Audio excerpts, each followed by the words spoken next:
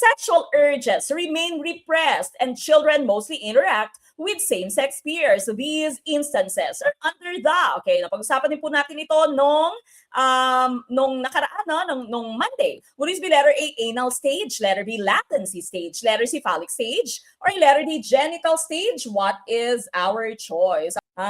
Sabi sa ating number 3, no, ang sexual urges daw po remain repressed, meaning no, hindi nilalabas, wala sila masyadong sexual urges na manifest, okay, repressed, na-stop yung kanilang sexual urges. And the children here mostly interact with same-sex peers. This is the time kung saan meron silang mga cliques, di ba? Meron silang tinatawag na cliques, may mga barkada sila, na napagdaanan po natin ito, may mga barkada tayong all girls, kung tayo girls, no, or all boys, kung tayo ay boys, di ba? So same-sex peers. So under which instance would this be according to Freud's psychosexual theory? And of course, sumpak na choice po natin is the letter B, latency stage, di ba? Latency stage po natin, walang sexual urges because ang ating po mga estudyante ay very busy with their schoolwork. No? So letter B is the right choice. You remember again, Freud's psychosexual stages, OA phalage, okay? OA phalage, OA phalage.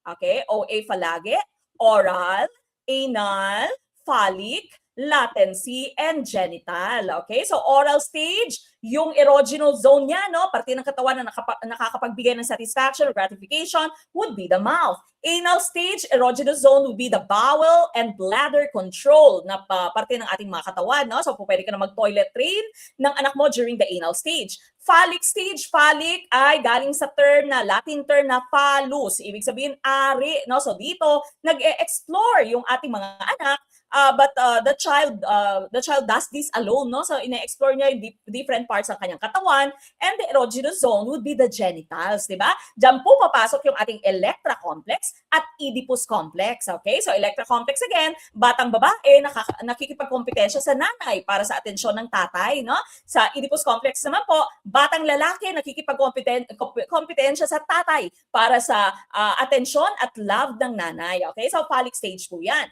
And of course, latent stage, no, or latent stage, latency, walang sexual urges dahil very busy yung ating mga anak sa schoolwork.